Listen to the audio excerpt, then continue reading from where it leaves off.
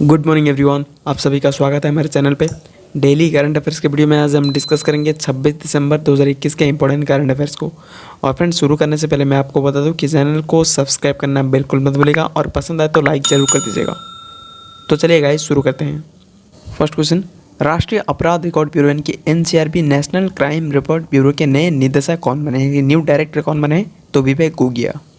Option B, विवेक गोगिया बने हैं राष्ट्रीय अपराध रिकॉर्ड ब्यूरो के नए निदेशक।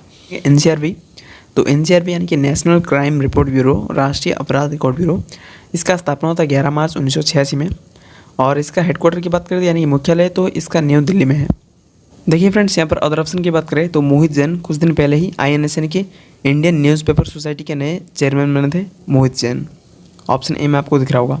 और फैसल हसनैन, तो फ्रेंड्स कुछ दिन पहले ही पाकिस्तान क्रिकेट बोर्ड के नए CEO के तौर पर नियुक्त हुए थे, फैसल हसनैन।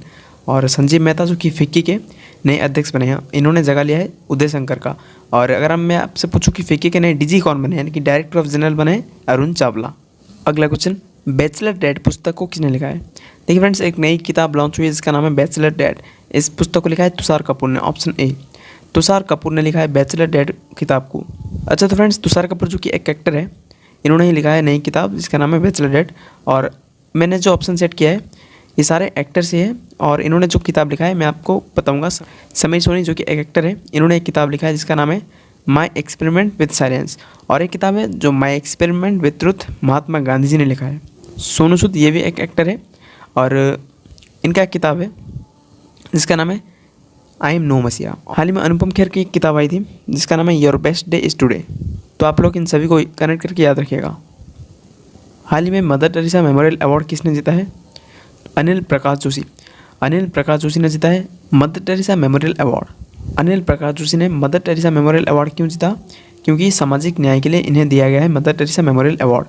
देखिए फ्रेंड्स, यहाँ पर प्रधानमंत्री नरेंद्र मोदी को भूटान का सर्वोच्च नागरिक पुरस्कार जो कि हाईएस्ट सिविलियन अवार्ड, जिसका नाम क्या है, नगदक पेलगी खोरलो, से सम्मानित किया गया था। और नीना गुप्ता, इन्हीं को यंग मैथमेटिशियन पुरस्कार, रामानुजन पुरस्कार से सम्मानित किया गया था नीना गुप्ता को। और M मुकुंदन को लिटरेचर के क्षेत्र में यानी कि जो साहित्य के क्षेत्र में JCB पुरस्कार 2021 से सम्मानित किया गया। किस राज्य सरकार ने बस यात्रा के लिए चलो मोबाइल ऐप और स्मार्ट कार्ड लॉन्च किया है? तो अभी महाराष्ट्र ने। महाराष्ट्र राज्य सरकार ने बस यात्रा के लिए चलो मोबाइल एप्लीकेशन और स्मार्ट कार्ड लॉन्च किया है। अच्छा, तो फ्रेंड्स यहाँ पर बात करें महाराष्ट्र की, तो महाराष्ट्र की कैपिटल क्या है? तो महाराष्ट्र की कैपिटल है मुंबई। और देखिए फ्रेंड्स, यहाँ पर मुंबई से आपको याद आना चाहिए कि मुंबई का नाम पहले क्या था? तो बम्बे था। और बम्बे से ये कब मुंबई हो गया था? तो 1995 में, 1995 में बम्बे से मुंबई इसका नाम चेंज कर दिया गया था। देखिए फ्रेंड्स, महाराष्ट्र की CM कौन है? तो महाराष्ट्र के मुख्यमंत्री का नाम है उद्धव ठाकरे और महाराष्ट्र के गवर्नर है भगत सिंह कोश्यारी। अगर हम बात करें राजकीय पशु की, तो राजकीय पशु है गिलहरी। महाराष्ट्र के राजकीय पशु क्या है, जो यानी कि स्टेट एनिमल, वो है गिलहरी। और राजकीय पक्षी क्या है, यानी कि स्टेट बर्ड है कबूतर। अगर हम बात करें चीफ जस्टिस की, महाराष्ट्र के चीफ जस्टिस यानी कि मुख्य न्यायाधीश का नाम क्या है? तो महाराष्ट्र के मुख्य न्यायाधीश का नाम है दीपंकर दत्ता। फ्रेंड्स, महाराष्ट्र में कुछ इंपॉर्टेंट नेशनल पार्क हैं जो कि बार बार एग्जाम में पूछे जाते हैं, जिसमें कि Navegaon national park, Tadoba national park, ये दोनों मोस्ट इंपॉर्टेंट नेशनल पार्क है जो कि बार बार एग्जाम में पूछे जाते हैं, तो इन दोनों को याद रखना। देखिए फ्रेंड्स, यहाँ पर अदर ऑप्शन की बात करें तो हरियाणा एक पोर्टल लॉन्च किया था, दैट इज़ समर्पण पोर्टल लॉन्च किया था हरियाणा में। और नागालैंड में एक एप्लीकेशन लॉन्च किया था, that is call your cop application को लॉन्च किया था नागालैंड सरकार ने। और उत्तराखंड सरकार ने एक लॉन्च किया था भूकंप मोबाइल एप्लीकेशन लॉन्च किया था उत्तराखंड सरकार ने। तो इन सभी को आप लोग कनेक्ट करके याद रखिएगा। अगला क्वेश्चन, लैंगिक समानता के लिए किसे संयुक्त राष्ट्र नेतृत्व प्रतिबद्धता पुरस्कार से सम्मानित किया गया है? तो राइट आंसर हो जाएगा दिव्या हेगड़े को। अभी दिव्या हेगड़े को संयुक्त राष्ट्र नेतृत्व प्रतिबद्धता पुरस्कार से सम्मानित किया गया है। क्यों किया गया है? लिखा तो है लैंगिक समानता के लिए। अच्छा, तो फ्रेंड्स यहाँ पर अदर ऑप्शन की बात करें तो P वत्सला को एजुकेशन पुरस्कार 2021 से सम्मानित किया गया था कुछ दिन पहले ही। और अनिता देसाई को लिटरेचर के क्षेत्र में यानी कि साहित्य के क्षेत्र में लाइफ टाइम अचीवमेंट अवार्ड 2021 से सम्मानित किया गया था। और फ्रेंड्स, रेणु गुप्ता को जो कि महिला सशक्तिकरण के लिए ब्लैक स्वैन पुरस्कार से सम्मानित किया गया था कुछ दिन पहले ही। अगला क्वेश्चन, सुशासन दिवस 2021 कब मनाया गया, यानी कि गुड गवर्नेंस डे 2021 ये कब मनाया गया है? तो 25 दिसंबर को क्रिसमस डे पर ही मनाया गया सुशासन दिवस 2021। तो देखिए फ्रेंड्स, सुशासन यानी कि गुड गवर्नेंस नाम सुनते ही आपको याद आना चाहिए कि गुड गवर्नेंस में टॉप पर कौन सा राज्य है? तो तमिलनाडु पे टॉप पर है। तो तमिलनाडु टॉप पर है गुड गवर्नेंस में। तो तो फ्रेंड्स यहाँ पर अदर ऑप्शन की बात करें तो 22 दिसंबर को क्या मनाया गया, राष्ट्रीय गणित दिवस मनाया गया, यानी कि नेशनल मैथमेटिक्स डे। और 23 दिसंबर को क्या मनाया गया, राष्ट्रीय किसान दिवस मनाया गया। और 20 दिसंबर को मनाया गया इंटरनेशनल ह्यूमन सॉलिडेरिटी डे, यानी कि अंतर्राष्ट्रीय मानव एकता दिवस। अगला क्वेश्चन, प्रधानमंत्री नरेंद्र मोदी ने कहाँ बनास डेयरी काशी संकुल का परियोजना की आधारशिला रखी है, तो वाराणसी में।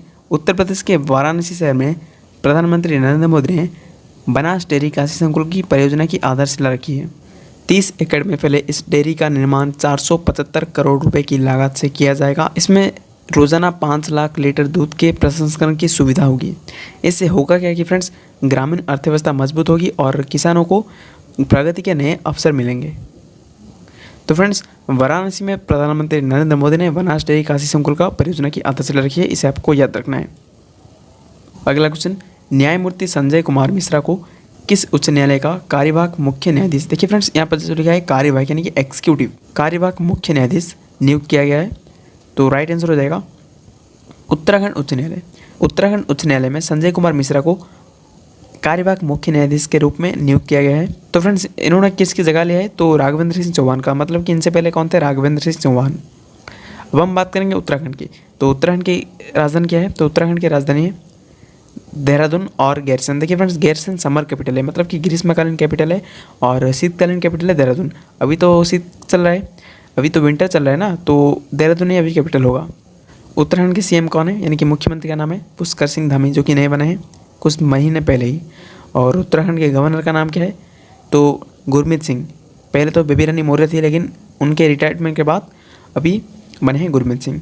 देखिए फ्रेंड्स, उत्तराखंड का स्थापना होता 9 नवंबर 2000 को। देखिए फ्रेंड्स, उत्तराखंड के नेशनल पार्क बार बार में एग्जाम में पूछे जाते हैं, जिसमें सबसे ज़्यादा बार रामगंगा नेशनल पार्क, जिससे रामगंगा नेशनल पार्क और फूलों की घाटी नेशनल पार्क, ये दोनों बार बार एग्जाम में पूछे जाते हैं। क्योंकि फ्रेंड्स देखिए, भारत का सबसे पुराना नेशनल पार्क है रामगंगा नेशनल पार्क, जिसका नाम चेंज कर दिया गया है।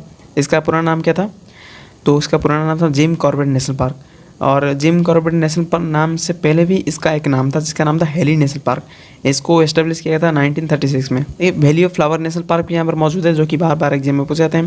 देखिए फ्रेंड्स, घाटी जो लगा है ना, घाटी वैली ऑफ फ्लावर यानी कि जो फूलों की घाटी राष्ट्रीय उद्यान, और शांत घाटी राष्ट्रीय उद्यान कहाँ पर है, तो केरल में है। देखिए फ्रेंड्स, अगर आपसे पूछा जाए कि भारत का पहला लाइकेन पार्क ये कहाँ पर निर्माण किया गया है, तो उत्तराखंड में। और भारत का पहला कबक पार्क उत्तराखंड में। और भारत का पहला ग्लास ब्रिज उत्तराखंड में। उत्तराखंड में ऋषिकेश में बनाया गया, जिसका नाम क्या रखा गया था, लक्ष्मण झूला। और देखिए फ्रेंड्स, उत्तराखंड के ऋषिकेश में ही अंतर्राष्ट्रीय योग उत्सव मनाया जाता है। इसके अलावा फ्रेंड्स, नंदा देवी राष्ट्रीय उद्यान यानी कि नंदा देवी नेशनल पार्क कहाँ पर स्थित है, तो उत्तराखंड में स्थित है। और फ्रेंड्स, गोविंद पशु विहारी नेशनल पार्क यहाँ पर स्थित है उत्तराखंड में। और फ्रेंड्स, यहाँ पर कुछ इंपॉर्टेंट झीलें हैं जो कि लेक्स है, मैं आपको बताता हूँ। नैनीताल झील और डोडीताल झील, भीमताल झील और रूपकुंड झील। देखिए फ्रेंड्स, यहाँ पर जो एक इंपॉर्टेंट लेक्स मैंने बताया, जिसका नाम है रूपकुंड झील बताया ना, वो सबसे इंपॉर्टेंट है, क्योंकि एग्जाम में पूछे जाते हैं। इसे कहा जाता है रहस्यमय झील, बार बार एग्जाम में पूछा जाता है फ्रेंड्स। रहस्यमय झील किसे कहा जाता है, या फिर कहाँ स्थित है, ऐसा एग्जाम में पूछा जाता है। तो रूपकुंड झील को रहस्यमय झील कहा जाता है, जो कि उत्तराखंड में स्थित है। तो फ्रेंड्स, आशा करता हूँ कि वीडियो आपको अच्छा लगा होगा। ये हमारा लास्ट क्वेश्चन था। तो फ्रेंड्स, वीडियो को अंत तक देखने के लिए बहुत बहुत शुक्रिया आप लोगों का। Thank you so much. Thanks for watching study no problem crack exam. So friends, video अगर पसंद है तो लाइक कीजिए, शेयर कीजिए और सब्सक्राइब करना बिल्कुल मत भूलिएगा फ्रेंड्स। एक स्टडी रिलेटेड ग्रुप से ज़रूर शेयर कीजिएगा फ्रेंड्स, आप लोगों का सपोर्ट चाहिए। तो थैंक यू, मिलते हैं नई वीडियो में।